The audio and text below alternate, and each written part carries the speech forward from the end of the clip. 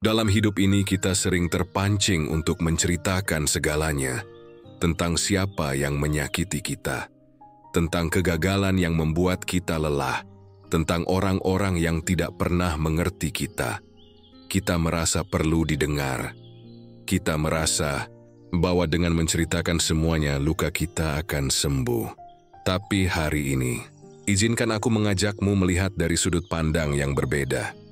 Para filsuf Stoik mengajarkan bahwa hidup bukan tentang cerita yang kita ulang-ulang, tapi tentang bagaimana kita memilih diam dan memperbaiki diri secara diam-diam. Epictetus pernah berkata, "Jangan katakan bahwa kamu telah menderita, tunjukkan bahwa kamu telah bangkit." Di dunia yang terlalu bising, kekuatan sejati sering tersembunyi dalam keheningan. Bukan mereka yang paling banyak bicara yang paling kuat, tapi mereka yang mampu menahan diri, memilih diam dan bergerak dalam senyap. Inilah ruangnya. Ruang untuk kamu yang sedang belajar menahan cerita. Untuk kamu yang sedang memilih diam, bukan karena kalah tapi karena sudah cukup paham. Selamat datang di arah baru. Tempat di mana kita berhenti menjelaskan luka dan mulai menyembuhkannya, satu langkah demi satu diam. Ada fase dalam hidup di mana kamu akan merasa ingin menjelaskan segalanya. Kenapa kamu memilih pergi? Kenapa kamu berhenti membalas pesan? Kenapa kamu terlihat berbeda? Seolah kamu berhutang klarifikasi kepada dunia atas setiap keputusan yang "Joyo ambil, tapi sebenarnya tidak semua hal perlu dijelaskan." Kamu tidak harus menceritakan kenapa kamu kehilangan semangat atau kenapa kamu tiba-tiba lebih banyak diam. Karena terkadang, menjelaskan hanya membuat luka itu terbuka lagi. Dan kamu terjebak dalam lingkaran penjelasan yang tak pernah selesai. Kamu tidak harus menceritakan betapa kerasnya kamu bertahan, betapa sering kamu menangis saat tidak ada yang melihat, betapa berat beban yang kamu pikul sendirian. Kadang menjelaskan adalah bentuk dari keinginan untuk dimengerti. Tapi tidak semua orang bisa mengerti, dan tidak semua orang ingin mengerti. Bahkan yang paling kamu percaya sekalipun, belum tentu mampu merasakan apa yang kamu rasakan. Disinilah Stoikisme mengajarkan satu prinsip penting. Fokuslah pada apa yang bisa kamu kendalikan. Dan yang bisa kamu kendalikan adalah bagaimana kamu merespons, bukan bagaimana orang lain memahami kamu. Bayangkan jika setiap kesedihanmu harus kamu ceritakan, setiap keputusanmu harus kamu jelaskan, dan setiap kegagalan harus kamu paparkan. Bukankah itu melelahkan? Menahan diri untuk tidak bercerita bukan berarti kamu tidak punya apa-apa untuk diceritakan. Justru di sanalah letak kekuatanmu.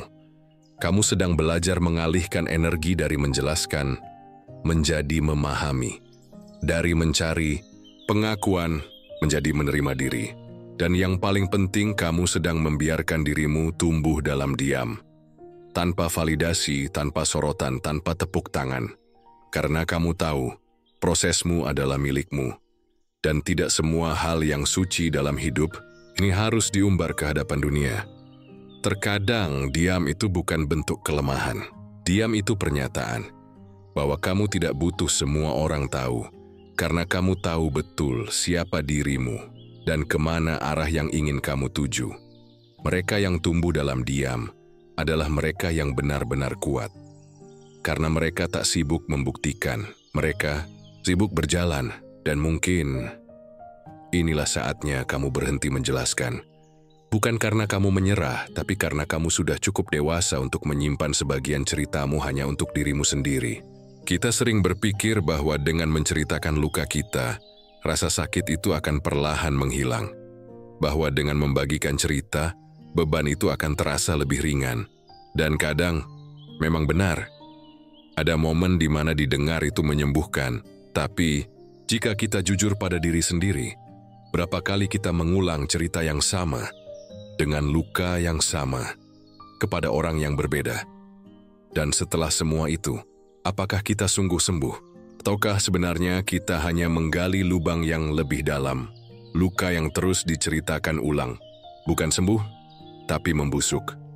Karena setiap kali kita menyusunnya kembali dalam kata, kita membuka pintu yang sebenarnya sudah mulai tertutup. Kita memaksa diri untuk kembali ke masa lalu yang tidak bisa diubah. Stoikisme mengajarkan kita untuk tidak terjebak dalam hal-hal yang sudah lewat. Hal yang menyakitkan tidak lagi ada. Yang tinggal hanya ingatannya. Tapi ingatan itu bisa jadi racun jika kita tidak belajar menutupnya dengan kesadaran.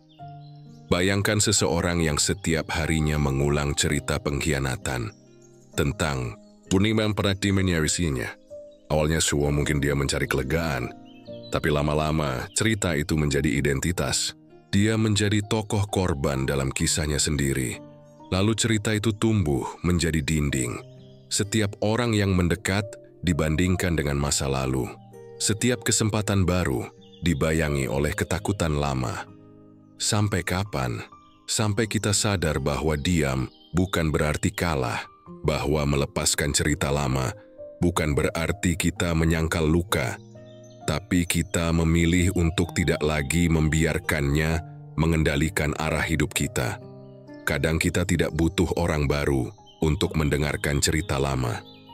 Kita butuh keberanian untuk menutup bab itu dan tidak lagi membacanya keras-keras, tidak untuk orang lain, tidak untuk diri sendiri, karena ada bentuk penyembuhan yang lebih dalam daripada diceritakan, yakni saat kita bisa mengingat tanpa lagi menangis, saat kita bisa mengenang tanpa lagi tenggelam, saat kita bisa melangkah tanpa lagi menoleh ke belakang hanya untuk menyusun ulang luka itu jadi paragraf.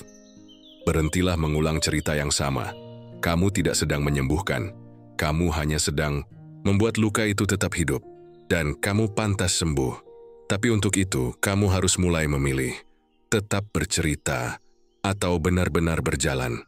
Ada masa di hidup kita di mana kita berpikir, kalau aku menceritakan semuanya, mungkin mereka akan mengerti.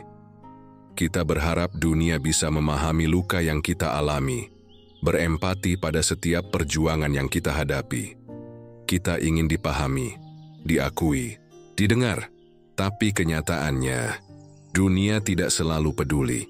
Dan itu bukan karena dunia kejam. Itu karena semua orang juga sedang sibuk dengan lukanya sendiri. Mereka punya beban yang tak pernah kamu lihat.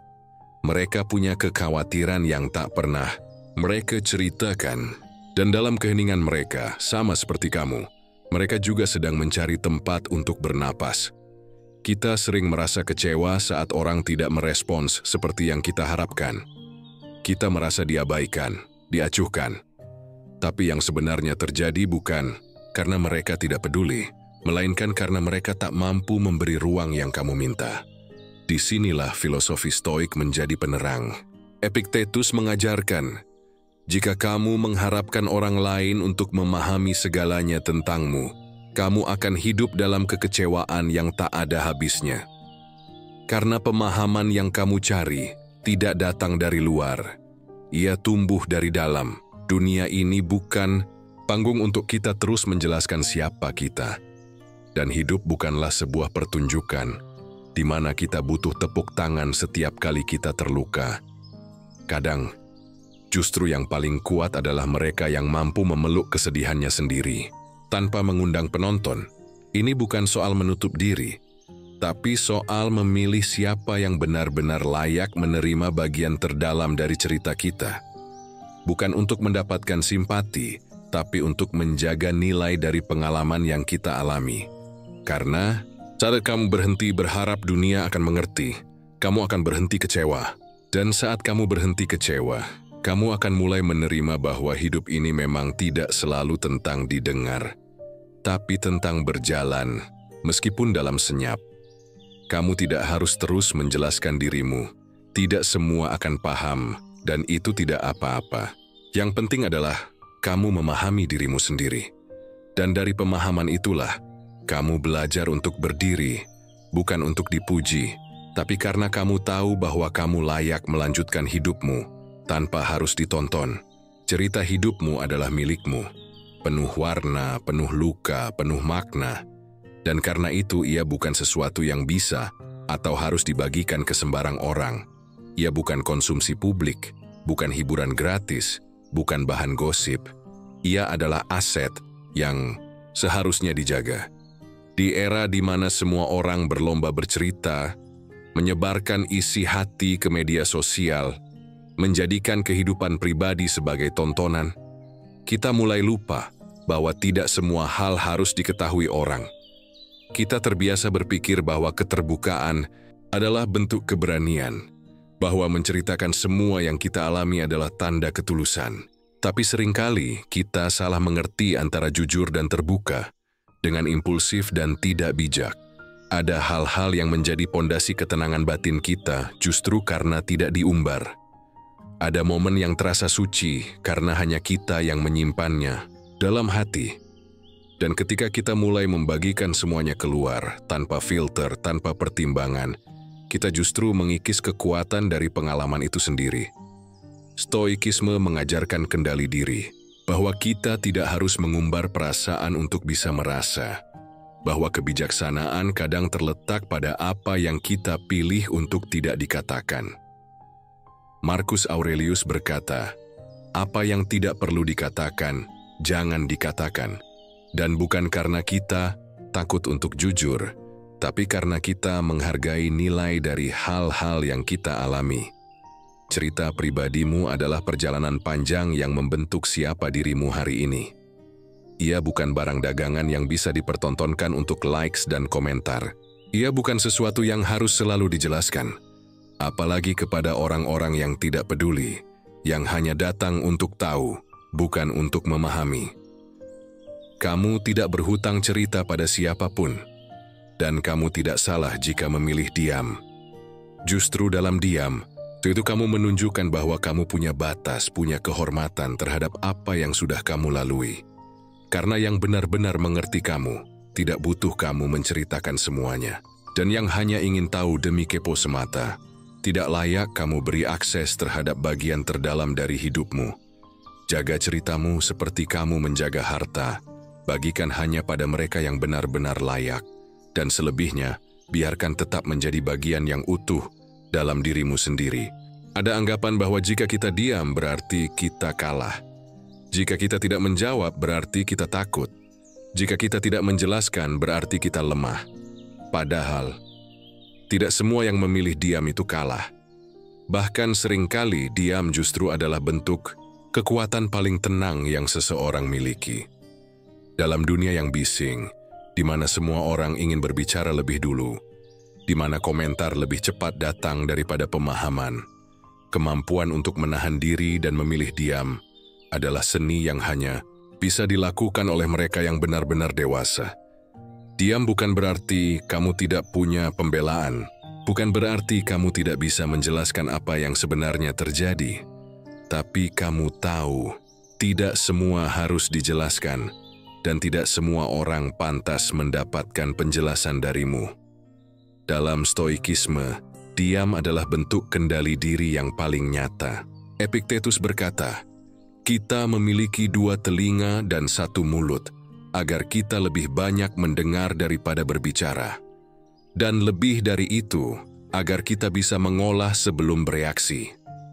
Ketika kamu memilih diam, kamu sedang berkata pada dirimu sendiri, "Aku tidak akan memberikan emosiku untuk sesuatu yang tidak layak. Aku tidak akan menjatuhkan nilainya ceritaku hanya untuk memuaskan rasa ingin tahu orang lain." Itu bukan bentuk pasif, itu kendali. Itu bukan tanda tunduk, itu tanda sadar. Karena kamu tahu, responsmu adalah pilihanmu. Dan kamu tidak mau reaksimu dikendalikan oleh dunia luar.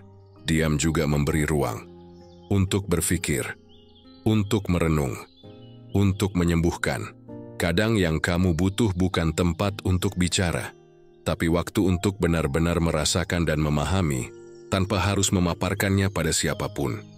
Dan di saat kamu merasa ingin menjelaskan semuanya, ingin meluruskan semuanya, ingin membela semuanya, tanyakan dulu, apakah ini akan membawa kedamaian atau justru menguras tenangku? Karena ada kekuatan yang tidak terlihat ketika kamu mampu menahan lidah, menyimpan cerita, dan memilih jalan hening.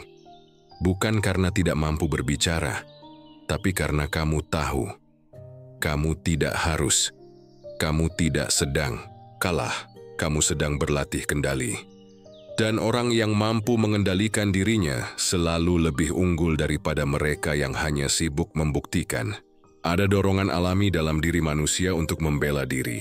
Saat disalahpahami, saat difitnah, saat dianggap buruk padahal tidak begitu adanya, kita ingin menjelaskan. Kita ingin meluruskan. Kita ingin dunia tahu versi kita. Itu wajar. Tapi pertanyaannya, apakah selalu perlu? Orang bijak tahu satu hal penting, bahwa tidak semua serangan perlu dibalas, tidak semua tuduhan perlu dijelaskan, dan tidak semua orang layak mendapatkan klarifikasi. Mereka tahu bahwa waktu dan karakter akan membuktikan lebih banyak daripada kata-kata, dan dalam banyak kasus penjelasan yang kita paksa berikan justru membuat kita tampak gelisah, bahkan bersalah. Dalam stoikisme, orang yang benar-benar berpegang pada nilai-nilainya tidak sibuk memoles citra. Mereka tidak berusaha terlihat benar. Mereka fokus menjadi benar. Karena kebenaran tidak butuh sorotan, ia cukup berdiri sendiri dalam ketenangan. Marcus Aurelius menulis, "Tetap tenang dan biarkan orang lain mengatakan apa yang mereka mau. Yang penting adalah kamu tidak menjadi seperti yang mereka tuduhkan." Itulah intinya. Karena kadang, semakin kamu membela diri, semakin kamu tampak seperti sedang menyembunyikan sesuatu. Semakin kamu berusaha meyakinkan orang lain, semakin kamu kehilangan pijakan dalam keyakinanmu sendiri. Orang bijak tahu, jika kamu memang tidak bersalah, kamu tidak perlu panik. Jika kamu tahu posisi hatimu bersih, kamu tidak perlu menjelaskan setiap bisik-bisik yang menyudutkan.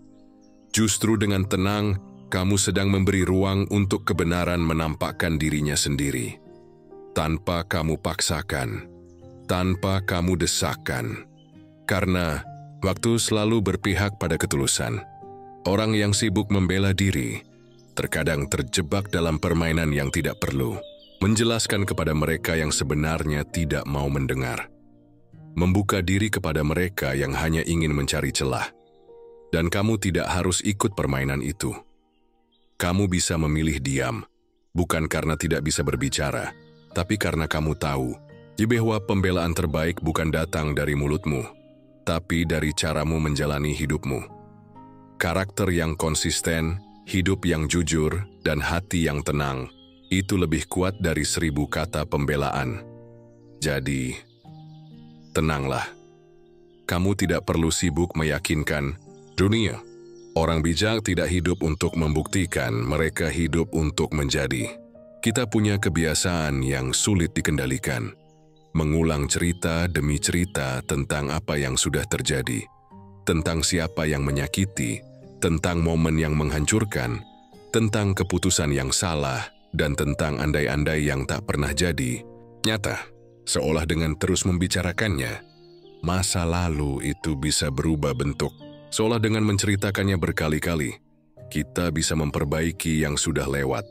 Tapi faktanya, cerita tak akan pernah mengubah masa lalu. Tidak peduli seberapa detil kamu menggambarkannya. Tidak peduli seberapa banyak orang yang kamu ajak bicara. Tidak peduli seberapa keras kamu meyakinkan dunia bahwa kamu adalah korban. Masa lalu tetap tinggal di belakang. Tak bisa disunting. Tak bisa diputar ulang. Ia hanya bisa dimaknai, bukan diubah. Stoikisme mengajarkan kita untuk berdamai dengan hal-hal di luar kendali kita. Dan tidak ada yang lebih di luar kendali daripada apa yang sudah terjadi. Epictetus pernah berkata, bukan hal-hal itu sendiri yang mengganggu kita, tetapi cara kita memandang hal-hal itu. Dengan kata lain, bukan masa lalu yang menyakitkan, tapi cara kita terus-menerus menggenggamnya. Membuatnya hidup kembali lewat cerita, keluhan, pembenaran. Kita beri dia panggung, kita beri dia suara, lalu kita heran kenapa kita tak kunjung bisa melangkah ke depan. Kadang yang kita butuh bukan ruang untuk bercerita, tapi keberanian untuk menutup bab. Bukan untuk melupakan, tapi untuk menyadari. Tak ada cerita yang bisa membalik waktu.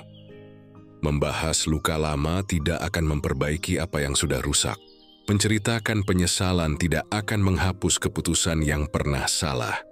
Yang bisa kita ubah bukan ceritanya, tapi arah hidup setelahnya. Dan itu hanya bisa terjadi jika kita berhenti memutar ulang narasi lama, lalu mulai menulis halaman baru, dengan kesadaran bukan dengan keluhan. Mungkin kamu pernah terluka, mungkin kamu pernah kehilangan, tapi kamu tidak harus jadi narator abadi dari bab yang sudah selesai. Kamu boleh diam, bukan untuk menyangkal, tapi untuk membebaskan diri dari jerat yang tak lagi perlu. Ingat, cerita bisa jadi beban jika kamu terus membawanya kemana-mana. Tapi ia bisa jadi pelajaran jika kamu tahu kapan harus berhenti mengulang. Dalam setiap cerita yang kita ulang, kita tanpa sadar sedang membentuk posisi kita sendiri, entah sebagai pahlawan atau sebagai korban, dan seringkali, tanpa kita sadari, kita menempatkan diri sebagai korban, yang disakiti, yang ditinggalkan, yang tidak dimengerti. Padahal bukan karena kita ingin dikasihani, tapi karena itu satu-satunya cara kita untuk merasa bahwa luka kita sah. Tapi hati-hati. Peran sebagai korban bisa terasa nyaman, tapi perlahan-lahan membunuh daya hidupmu. Karena selama kamu terus melihat dirimu sebagai orang yang tertindas, kamu akan terus bergantung pada dunia luar untuk merasa pulih. Kamu butuh orang lain untuk memahami. Kamu butuh validasi untuk merasa benar. Kamu butuh panggung untuk merasa berarti. Padahal jalan penyembuhan tidak dimulai dari sana.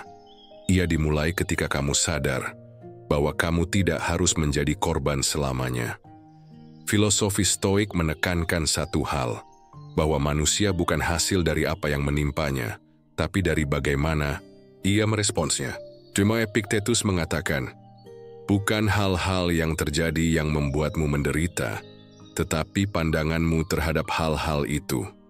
Kamu mungkin tidak bisa mengubah masa lalu, tapi kamu selalu bisa memilih narasi yang kamu bangun dari masa lalu itu. Kamu bisa memilih untuk berhenti menyalahkan, berhenti mengasihani diri sendiri, berhenti mengulang luka yang sama, hanya untuk diingat bahwa kamu pernah dijatuhkan. Karena semakin lama kamu berada dalam posisi korban, semakin kamu kehilangan kekuatan untuk bangkit. Jangan biarkan cerita hidupmu berakhir dengan kalimat, "Aku begini karena mereka." Karena kamu lebih dari apa yang mereka lakukan padamu. Kamu lebih dari semua yang gagal kamu dapatkan. Dan kamu lebih kuat dari cerita yang pernah meruntuhkanmu. Jangan jadi korban dalam ceritamu sendiri. Kamu penulisnya. Kamu yang pegang pena. Dan kamu selalu bisa memilih untuk menulis bab berikutnya dengan sikap baru. Sikap yang tidak lagi menunggu pengakuan tapi berfokus pada tindakan. Sikap yang tidak lagi sibuk menceritakan luka, tapi diam-diam menyembuhkan diri. Karena kamu tidak butuh dunia untuk tahu betapa berat perjalananmu. Kamu hanya perlu terus melangkah. Dengan tenang, dengan sadar, dengan berani. Kita hidup di zaman di mana bicara lebih mudah daripada bertindak. Lebih banyak orang yang pandai bercerita daripada yang benar-benar berjalan. Keluhan terdengar lebih keras daripada aksi. Dan seringkali, orang merasa bahwa dengan membagikan beban mereka telah menyelesaikannya. Padahal tidak, keluhan tidak menyelesaikan masalah. Ia hanya memperpanjang keterikatan kita pada masalah itu sendiri. Dan lebih dari itu, keluhan bisa menjadi identitas yang menempel diam-diam pada diri kita. Seseorang yang setiap kali muncul hanya untuk bercerita tentang luka, tentang kesulitan, tentang ketidakadilan yang dia terima, lama-lama akan dikenang bukan karena kekuatannya, tapi karena keluhannya. Dan kamu tidak dilahirkan untuk itu. Stoikisme mengajarkan kita untuk fokus pada hal yang bisa kita kendalikan. Bukan mengulang masalah, bukan menyalahkan keadaan, tapi bertindak sesuai nilai yang kita pegang, meski dunia tidak ikut mendukung. Marcus Aurelius menulis, "Jangan buang waktu mengira-ngira bagaimana orang baik harus hidup. Jalani kehidupan seperti itu. Bukan dibicarakan, tapi dijalani." Karena kamu akan lebih dihargai ketika kamu mulai bertindak dalam diam, dibanding ketika kamu terus-menerus menjelaskan bahwa kamu sedang berjuang. Lebih baik dikenal sebagai seseorang yang tangguh, yang tetap melangkah meski dunia tak selalu ramah, daripada dikenal sebagai seseorang yang terus-menerus meminta pengertian tanpa henti. Kamu tidak harus menjelaskan betapa sulitnya hidupmu. Cukup tunjukkan bahwa kamu tetap bergerak. Kamu tidak harus meyakinkan orang lain bahwa kamu sedang berjuang. Cukup buktikan lewat tindakan bahwa kamu tidak menyerah. Tindakan punya suara yang lebih dalam dari ribuan kalimat. Ia membangun reputasi yang tak bisa diruntuhkan oleh opini. Dan ia membawa ketenangan, karena kamu tidak lagi sibuk membuktikan, kamu cukup menjadi. Jadi hari ini, jika kamu ingin didengar, jika kamu ingin dihargai, jika kamu ingin dikenang, berhentilah menyampaikan keluhan, dan mulai diam-diam bergerak. Karena orang yang bertindak dalam hening, pada akhirnya akan berbicara lebih lantang daripada siapapun yang sibuk berkeluh kesah. Setiap orang punya cerita, penuh luka, penuh kehilangan, penuh perjuangan. Dan wajar jika kita ingin didengar, ingin dimengerti, ingin dunia tahu bahwa kita juga pernah jatuh. Tapi ada satu hal yang lebih kuat dari semua itu, perubahan. Karena dunia tidak selalu punya waktu untuk mendengar keluhanmu. Tapi dunia akan berhenti dan menatap ketika kamu bangkit. Ketika kamu mengubah diam jadi langkah. Ketika kamu menjadikan luka sebagai batu pijakan, bukan belenggu. Cerita terindah bukan tentang betapa keras hidup menjatuhkanmu, tapi tentang bagaimana kamu bangun berkali-kali. Tentang bagaimana kamu menjadi seseorang yang berbeda, tanpa perlu mengumumkan semuanya. Dalam filosofi Stoik, perubahan bukan sesuatu yang dirayakan dengan sorotan, tapi dijalani dalam keheningan, tanpa keluhan, tanpa pengakuan. Karena yang paling penting bukan apa yang kamu katakan, tapi siapa kamu menjadi. Kebijaksanaan tidak tumbuh dari keluh kesah, tapi dari keberanian menerima hidup apa adanya, dan tetap melangkah meski berat. Perubahan yang sejati lahir dari dalam, dari keteguhan hati untuk tidak menyerah, dari kesadaran bahwa masa lalu tidak bisa dihapus tapi bisa dilampaui. Dan disitulah cerita indahmu mulai terbentuk. Bukan karena kamu pandai bercerita, tapi karena hidupmu sendiri menjadi cerita itu. Ketika orang melihatmu hari ini, lebih tenang, lebih kuat, lebih dewasa, mereka mungkin tak tahu seberapa gelap perjalananmu. Dan kamu pun tak perlu menjelaskan. Karena perubahan yang nyata tidak butuh narasi panjang. Ia cukup ditunjukkan lewat caramu hidup. Lewat caramu bersikap, memilih, memaafkan, menerima. Jadi jika hari ini kamu masih menyimpan luka, masih merasa dunia tak adil, masih ingin bercerita tentang semua yang tak berjalan seperti harapan, berhentilah sebentar. Tanya ke diri sendiri, apa yang lebih ingin kamu wariskan, keluhan atau perubahan? Karena pada akhirnya orang akan mengingatmu bukan dari kisah pilumu, tapi dari bagaimana kamu bertumbuh setelah semuanya. Cerita terindah bukanlah tentang apa yang menimpamu, tapi tentang apa yang kamu pilih untuk menjadi setelah semua itu. Dan itu tak selalu harus diceritakan, cukup dijalani. Kamu tidak harus menceritakan segalanya untuk sembuh. Tidak semua luka butuh panggung, karena terkadang diam adalah bentuk paling kuat dari keteguhan hati. Biarlah hidupmu yang berbicara, bukan keluhmu. Biarlah perubahanmu yang bersinar, tanpa perlu dijelaskan panjang lebar. Dan kalau hari ini kamu memilih untuk diam, untuk menjaga, untuk menyimpan dalam, itu bukan kelemahan. Itu tanda bahwa kamu sedang tumbuh. Jika kamu merasa pesan ini berarti, subscribe ke Arah Baru. Tempat kita belajar tenang di dunia yang terlalu ramai. Ini Arah Baru. Tempat kembali ke diri yang lebih kuat.